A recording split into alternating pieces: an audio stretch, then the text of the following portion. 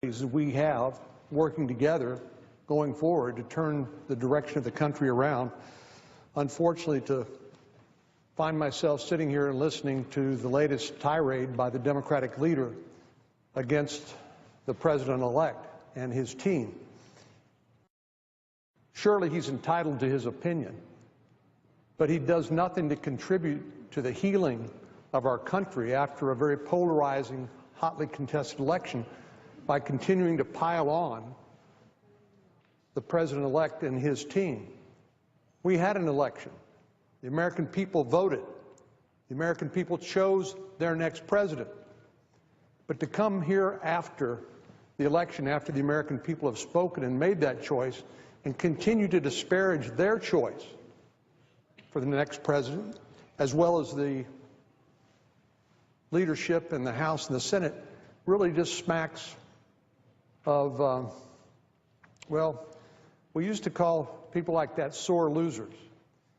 But frankly, what he does is also contribute to the coarsening of our discourse and debate here in the United States Senate. I had to check the standing rules of the Senate to see whether Rule 19, which governs the terms of debate, would cover the president or the president-elect. Because certainly, when the Senate rules say that no senator in debate shall directly or indirectly, by any form of words, impute to another senator or to other senators any conduct or motive unworthy or unbecoming of a senator, certainly the Democratic leader's comments, although not technically within the ambit of the rule, violate the spirit of the rule and the sort of debate and discussions that we ought to be having here in a civilized and civil and dignified sort of way.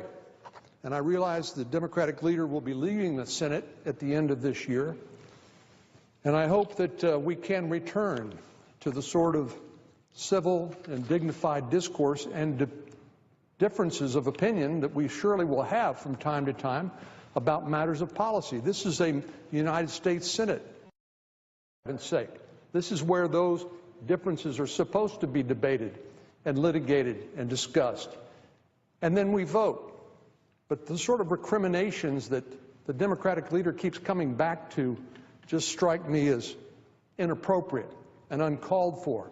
And rather than contribute to the sort of healing of our nation that Secretary Clinton, who, by the way, had more to complain about than the Democratic leader does in terms of the outcome, she ended up on the short end of the stick. Or the President of the United States, President Obama, the sort of comments they've made, the sort of gracious comments recognizing the importance of a peaceful transition of power from one presidency to another. That's the sort of tone that I wish we would hear.